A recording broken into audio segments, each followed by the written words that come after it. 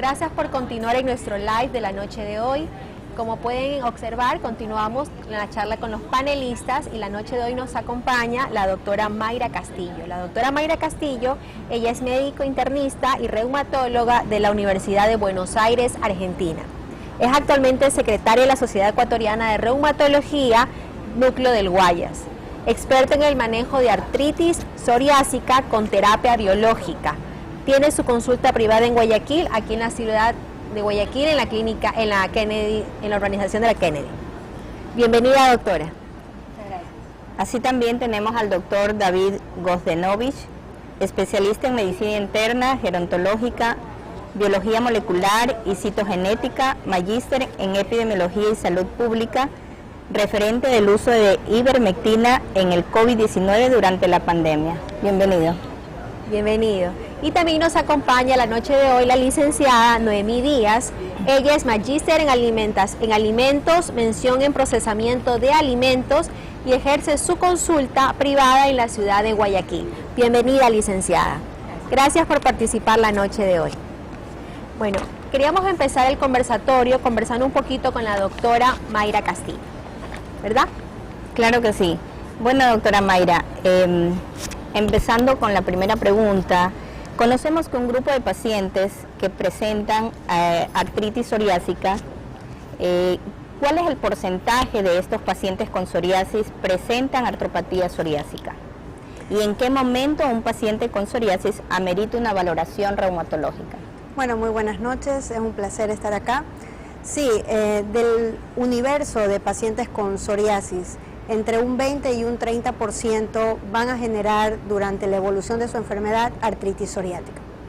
Por supuesto que hay factores de riesgo para generar artritis psoriática y entre esos los más importantes está la obesidad, la mayor extensión de la piel, de la afectación cutánea, sobre todo al inicio de la enfermedad, ciertas áreas especiales como por ejemplo afectación cutánea a raíz del cuero cabelludo, también el compromiso de las uñas y la positividad para un antígeno que es el HLA-B27. Es decir que en realidad es un porcentaje, si lo vemos así, pequeño de pacientes, pero hay que estar atento a estos factores de riesgo. En cuanto a la consulta de un paciente con psoriasis, ¿en qué momento uno tiene que estar alerta para ver si este paciente genera artritis? Es cuando el paciente genera, por ejemplo, dolor lumbar. Incluso hay una neumotécnica, ¿no? Por ejemplo, si tomamos las siglas PSA, como si fuera artritis psoriática en inglés, ¿sí?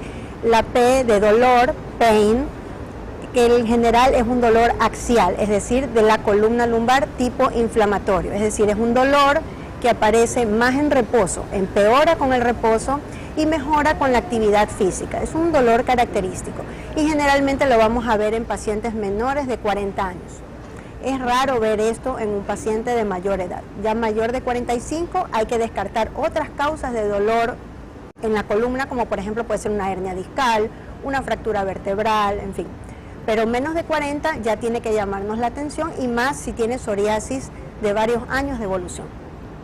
En general, la artritis se presenta entre los 3 y los 10 años de evolución de la psoriasis. Eso es lo que generalmente ocurre.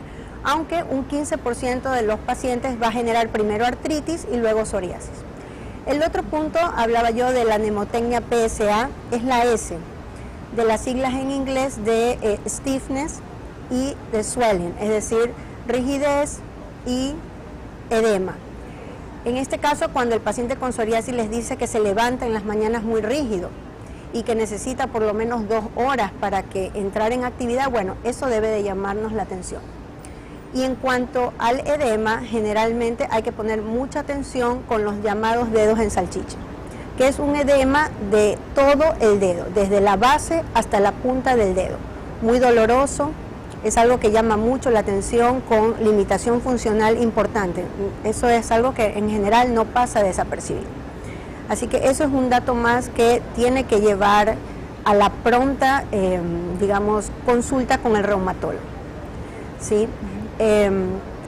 Y bueno, así que siguiendo esta nemotecnia y con estos síntomas, pues sí se debería hacer una consulta pronta con Así el es, reumatólogo. al menos creería que ya un paciente que tiene entre 3 a 4 años con su psoriasis y a lo mejor tal vez no presente los síntomas, pero sí sería bueno que consulte también con reumatología.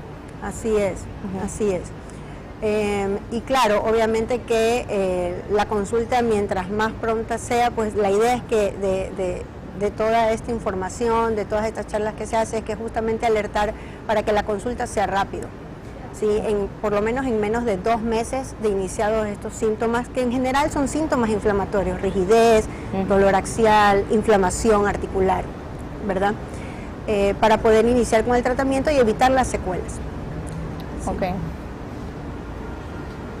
Doctora, y también en su consulta, ¿usted ha tenido tal vez alguna experiencia de pacientes que han quedado embarazadas mientras ha estado con terapia biológica? Pacientes que han tenido artritis psoriásica y han estado con terapia biológica. ¿En su consulta ha tenido alguna experiencia de ello? Sí, correcto. Las pacientes con artritis psoriática que embarazan actualmente tienen varias opciones de tratamiento. Se puede usar la terapia biológica, los anti-TNF, del grupo de los anti-TNF a la cabeza, el etanercept, el golimumab, el adalimumab y el infliximab se pueden usar hasta la semana 20 de embarazo, sin riesgo alguno. Y el certolizumab es el único biológico de este grupo de los anti-TNF que está probado que puede ser utilizado durante todo el embarazo, incluso durante la lactancia, debido a que es una molécula grande, entonces no atraviesa la placenta. Y bueno, eso es una opción muy buena para las pacientes. También, bueno, no todo es biológico, ¿no? Se pueden utilizar moléculas orales, como por ejemplo la sulfasalacina. Si el paciente con artritis psoriásica tiene más compromiso periférico, una artritis periférica y no hay compromiso axial, se puede usar la sulfasalacina durante todo el embarazo a dosis full, incluso durante la lactancia, sin ningún problema porque también es una molécula grande. El caso de los biológicos es cuando el paciente ya venía con un compromiso predominantemente axial o ha fallado a estas moléculas orales para el control de la artritis periférica. Pero sí, definitivamente actualmente contamos con estas opciones y sin problema se las puede usar durante el embarazo. Sobre todo el certolizumab.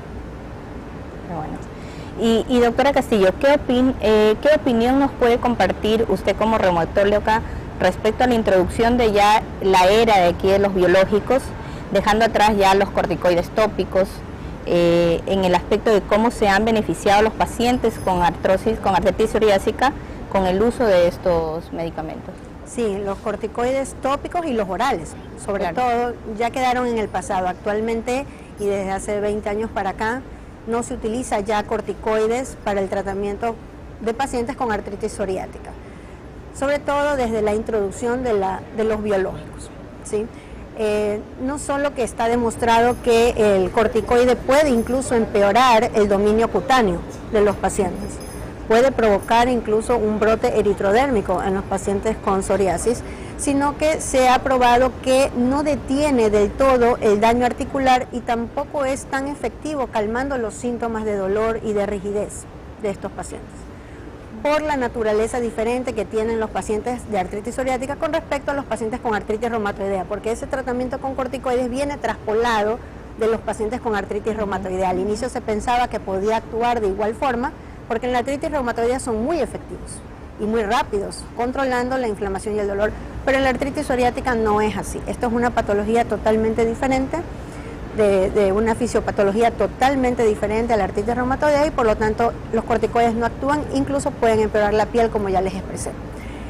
Es decir que para los pacientes que fallan a moléculas orales y tienen síntomas periféricos, el biológico es la siguiente opción, y para los pacientes con compromiso axial, es decir, que su inflamación es más a nivel de la columna, del eje de la columna y de las articulaciones sacroiliacas, una vez que ya fallaron a los antiinflamatorios, a una que otra infiltración, se pasa directo a los biológicos, con un excelente control de la enfermedad. Así que esas son las moléculas de ahora, ya nadie piensa en corticoides en realidad. Bien, muchísimas gracias, doctora. Un placer. Bueno, vamos a continuar con el doctor David. Doctor David, ¿Qué tipo de vacunas anti-COVID puede recibir los pacientes con psoriasis, considerando dos escenarios, los que reciben como tratamientos tópicos y los que reciben terapia sistémica como metrotexato o terapias biológicas? Perdón. Muchas gracias por la invitación.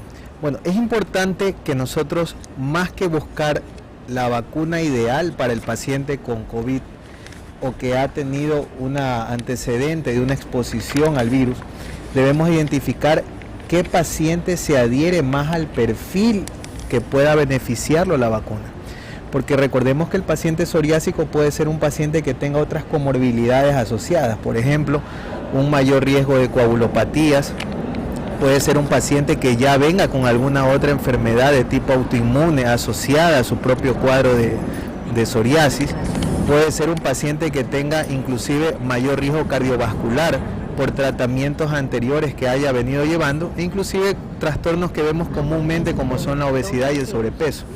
Entonces, la principal preocupación de nosotros como profesionales de la salud va a ser observar al paciente, analizarlo desde el punto de vista clínico, correlacionar adecuadamente con exámenes de laboratorio y ver cuál es el riesgo, beneficio que va a tener ese paciente de recibir obviamente sus dosis de vacunación, teniendo en cuenta de que, como la doctora lo explicó pues de una manera específica y clara, si bien es cierto los biológicos son una solución rápida, efectiva actualmente, también ellos tienen ciertos efectos inmunodepresores, porque recordemos que hay que tener en cuenta que el sistema inmunológico es un sistema que está presente en todo el organismo, desde la propia sangre de los tejidos sanguíneos hasta la parte que tiene que ver con el sistema nervioso, porque en todo sitio va a haber siempre células que se encarguen de defendernos de los agentes lesivos que pueda haber en el medio ambiente. Entonces, yo creo que más bien nosotros como médicos y profesionales de la salud en general, que nos encargamos de estos pacientes que muchas veces son de muy alto riesgo, debemos valorar el riesgo-beneficio, y siempre que un paciente quiera realizar una vacunación, ya sea por primera vez o como refuerzo para el COVID, hay que tener en consideración tres aspectos. Primero, las comorbilidades que pueda tener el paciente, es decir, las enfermedades asociadas que pueda tener ese paciente. Dos, cuánto se va a beneficiar el paciente realmente de recibir una dosis de vacuna. Y tercero, qué grupo etario o en qué edad está el paciente. Recordando que las edades extremas, los niños y los adultos mayores, son aquellos que están más vulnerables ante cualquier situación. Yo creo que eso sería principalmente, y siempre hacer pruebas de laboratorio para valorar coagulación, porque hemos visto inclusive en casos actualmente en la televisión y en las noticias que cada vez se están presentando más problemas de coagulopatías, y no porque como se quiere satanizar a las vacunas, no. El problema es que muchas veces los pacientes obvian la consulta y no hacen un chequeo previo a realizar una dosis de refuerzo por primera vez, así que eso hay que tenerlo muy en consideración. Gracias, doctor. La siguiente pregunta: ¿qué evidencias científicas existen acerca del uso de péptidos del timo en enfermedades autoinmunes como la psoriasis? Bueno, eso es un tema bastante novel, ¿no? Muchísimo más novel del uso de los biológicos, pero es importante tener en consideración de que el paciente psoriásico, ya sea de la forma cutánea, la forma generalizada y la forma que afecta a las articulaciones, es un paciente que va a estar inmunoestimulado excesivamente para atacar su propio organismo, es decir, producir una reacción autoinmune, pero a la vez va a estar comprometido inmunológicamente para reaccionar ante un proceso infeccioso, tanto así que en los extremos de la vida, en los niños, predominan las coinfecciones con estreptococos y estafilococos, y en los adultos mayores asimismo hay una mayor probabilidad de que se compliquen también con infecciones de tipo cutánea en las formas más generalizadas, porque obviamente el adulto mayor es una persona mucho más difícil de, por ejemplo, llevar un aseo adecuado. Muchas veces están encamados, muchas veces tienen una limitación funcional y ellos tienen que utilizar inclusive pañales que implican un mayor riesgo de infecciones a nivel dermatológico y complicaciones como tal de su cuadro. Aparte de ello, que en caso de los pacientes que tienen la utilización concomitante con un biológico, vamos a saber que, si bien es cierto, se inhibe de manera específica ciertas partes de la reacción inflamatoria como las interleuquinas, la familia de las interleuquinas, dependiendo cuál sea el biológico, De todas maneras, ellas están implícitas en otras vías que tienen que ver con el sistema inmune desde el punto de vista de protección y adaptación, específicamente el sistema inmune adaptativo. Entonces, la importancia de los péptidos del timo radica en puntos básicos. Primero, que los péptidos del timo son, aparte de inmunoestimulantes que actúan directamente a nivel de la médula ósea roja, estimulando la producción de las células madre de los linfocitos T y B, también van a realizar un proceso que se llama inmunomodulación, es decir, regula el equilibrio entre linfocitos TCD4, que son reguladores, y los linfocitos TCD8, que son proinflamatorios o son citotóxicos. Entonces es importante que nosotros podamos tener a la mano como un coadyuvante, obviamente, al tratamiento cual sea del proceso psoriásico, ya sea tópico, oral o sistémico a través de los biológicos, un apoyo para poder asegurar que ese paciente no vaya a tener complicaciones asociadas a procesos infecciosos o mayor riesgo de infecciones graves, como por ejemplo en nuestro medio, el gran enemigo silencioso que es la tuberculosis pulmonar. Entonces hay que tener muy en cuenta todas esas situaciones que pueden complicar los cuadros. Muchísimas gracias, doctor. Y como última pregunta, y antes de eso que me olvide, va a aparecer la segunda pregunta que pueden ir interactuando en el sistema. Eso le pido a producción que interactúen y pueden ir conversando, va apareciendo. Y la tercera pregunta, doctor, es, finalmente, ¿cómo observa o cuál es su opinión sobre la situación actual de la pandemia de COVID-19 en Ecuador? Bueno, realmente si lo analizamos desde el punto de vista epidemiológico, ya la pandemia tiene una tendencia franca hacia la baja, ¿no? Estamos en una situación donde hemos alcanzado, digamos, una cierta estabilización del proceso como tal, pero que obviamente, como cualquier epidemia, en este caso una pandemia, como hemos vivido con el COVID-19, simplemente la recomendación básica a todos los pacientes y obviamente a nosotros como personal médico que estamos siempre expuestos a tratar con este tipo de pacientes, es que ahora, si bien es cierto, la mortalidad es baja, la morbilidad sigue siendo alta. Pacientes con artritis psoriásica, yo he visto en la consulta cómo después de un cuadro leve de COVID, en las semanas posteriores o en los meses posteriores tienen reactivaciones severas que obligan a que nosotros utilicemos medicación un poco ya más de tipo para una intervención mayor para esos pacientes, más agresiva, ¿no?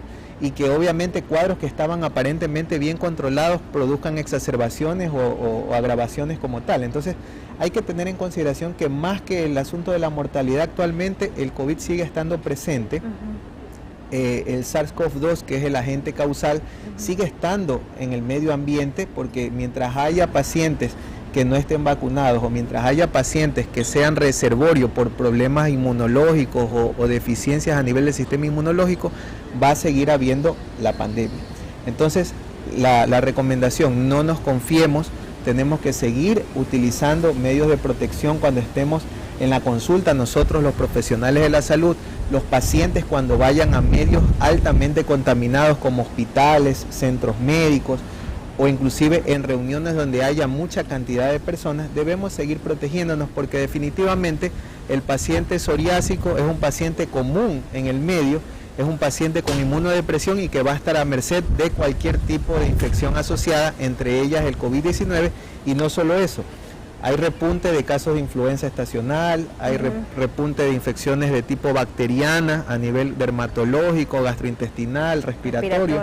Entonces hay que tener en consideración que siempre el paciente psoriásico es un paciente inmunodeprimido y que está en riesgo. Así que la recomendación, sigamos con las medidas de protección. Muchísimas gracias, doctor. Gracias por su intervención. Le quisiera hacer la primera pregunta a la licenciada Noemí Díaz. Licenciada, ¿cómo podemos reemplazar, como es el conocimiento público, la psoriasis tiene un componente inflamatorio muy marcado y existe evidencia científica suficiente en la cual se demuestra que la formación de citoquinas proinflamatorias se origina siempre en la grasa abdominal? Bajo este contexto, licenciada Noemí Díaz, el tema nutricional y básicamente la alimentación desempeña un rol muy importante en el tratamiento complementario de la psoriasis. Entonces, a eso le hago su pregunta.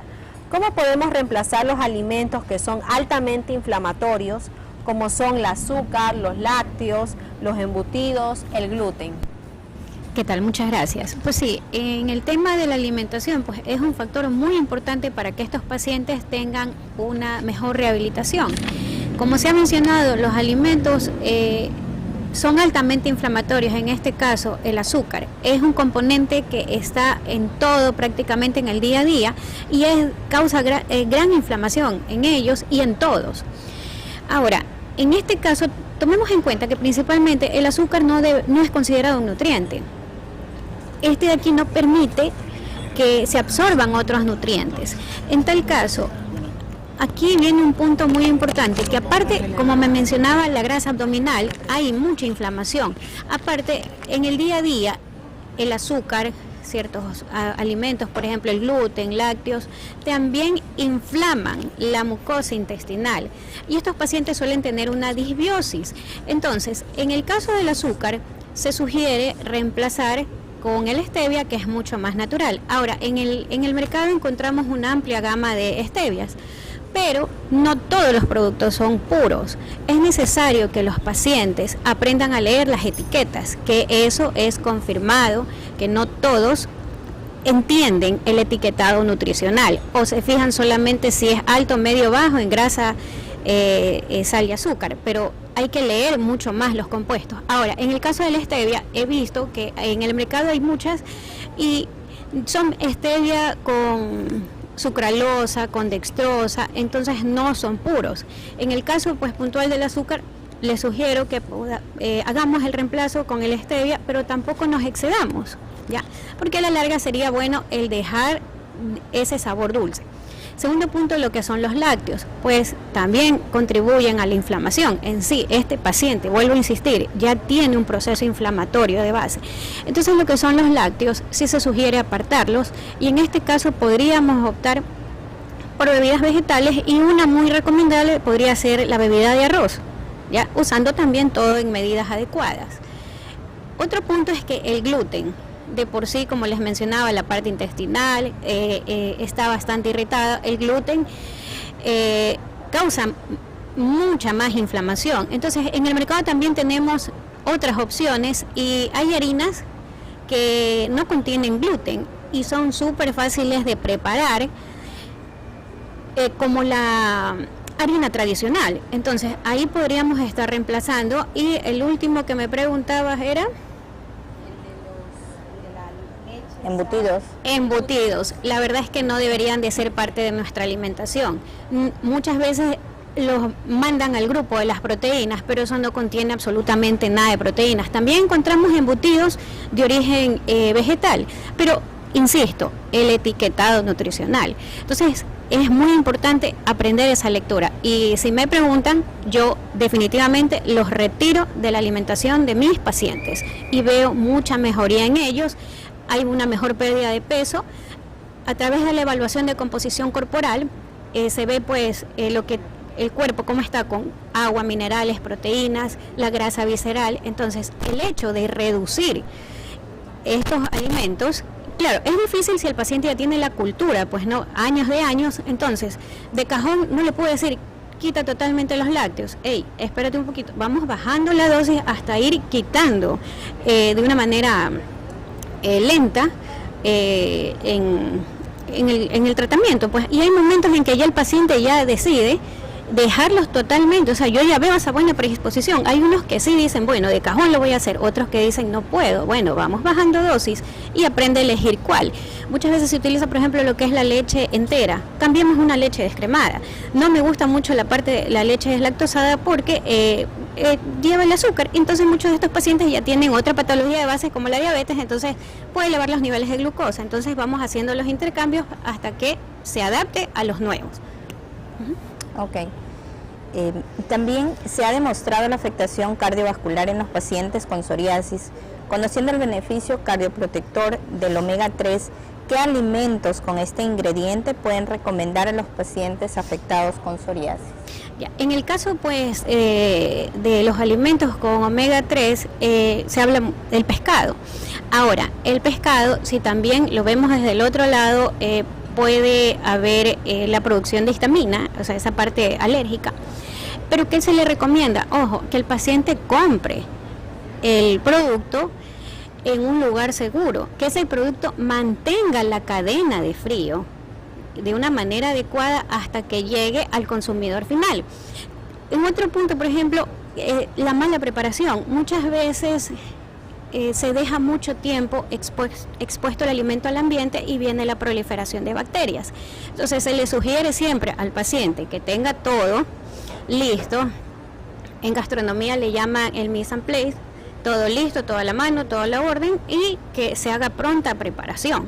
Entonces los pescados tienen el omega 3, va a ayudar muchísimo. Ahora también está el omega 9, el aceite de oliva, el aceite de aguacate, les va a ayudar, y eso es comprobado en la literatura, que ayuda a reducir la inflamación. Y obviamente pues los marcadores bioquímicos van a verse más reducidos en las siguientes consultas. Entonces los pescados deben de ser parte de nuestra alimentación, pero algo que predomina es el consumo de res, que no debería ser utilizada tanto como lo hacemos, ¿ya? O se lo hace generalmente, pero sí se sugiere que al menos 3 veces a la semana, si el paciente no está acostumbrado, porque sí me toca pacientes que me dicen no como pescados. Ok, vamos buscando la preparación, porque eso también influye en la alimentación. En la parte de la consulta, la nutrición, no solamente tengo que imponer, no puedo imponer, tengo que también hacer que el paciente entienda el por qué debe de retirar esos alimentos y hacer los cambios. Entonces, asimismo en porciones, podemos empezar con un día, después a la siguiente semana 2 días, hasta que vayamos aumentando de manera progresiva, y obviamente pues la cocción no sería la adecuada a la fritura, que es una de las principales que se usa lamentablemente, ¿no? Entonces buscar el que sea al vapor, a la plancha, en estofado, al horno, el empapelado, y utilizar las especias que le vaya a dar un mejor sabor para que el paciente los pueda consumir, porque si tengo, y más que todo por ejemplo niños, muchas veces no les gustan los pescados, y esto es una gran fuente de omega 3, y bueno, como les decía, en el caso por ejemplo hay pacientes que el aceite de oliva, que también en el caso pues del omega 9 es muy amargo, desagradable el sabor, bueno, optemos por el aceite de aguacate. Hay pacientes que me dicen no me gusta el aguacate, pero el aceite no va a tener el mismo sabor que el aguacate fresco. Entonces ahí podemos hacer esos intercambios, y estos alimentos pues son los que les va a dar mayor beneficio en la salud. Ok, licenciada, y brevemente, ¿qué alimentos se deberían consumir en un desayuno en pacientes con psoriasis? Bueno, en este caso cambiemos el chip del típico café con pan, porque eso es algo que predomina. A ver, si mi paciente le agrada comer verde, puedo darle verde el mismo bolón que come, pero en una presentación más sana, con tal de que no sea frito, por ejemplo. En el caso del desayuno, debe de haber una proteína de alto valor biológico, que puede ser huevo, puede ser pollo. En el caso, por ejemplo, para reemplazar el pan, podría tener lo que es verde, yuca, ahí hay un carbohidrato. Para beber podría ser un agua aromática, muchas veces se le recomienda el agua de canela, que ayuda mucho a la parte de su metabolismo. Un té de frutos rojos. Si al paciente le agrada el café, ok, que no sea tan concentrado, con su edulcorante. Y también podríamos agregar una grasa saludable, que en este caso recomiendo pues una porción de aguacate. Ahora, poniendo un ejemplo, podríamos utilizar una tortilla con unas claras de huevo, o un huevo entero con una clara, algún vegetal que sea del agrado del paciente, una pequeña porción de aguacate, su bebida, y ya tengo un desayuno más completo. En este caso pues el carbohidrato. El carbohidrato sí va a ser necesario, es una fuente de energía, la principal fuente de energía son los carbohidratos, entonces siempre y cuando con las medidas, pues no, en la consulta también el paciente aprende a manejar las medidas caseras, una taza, media taza, una cuchara, una cucharadita, etcétera, para que pueda tener un plato en las medidas adecuadas, porque muchas veces dicen pesar, no puedo, no tengo balance. Ok, se les habla en medidas caseras. Entonces un desayuno que sea nutritivo también implica mucho el tema de la cocción que vamos a utilizar, pero en este caso como el que les mencioné, no debería tener la fritura.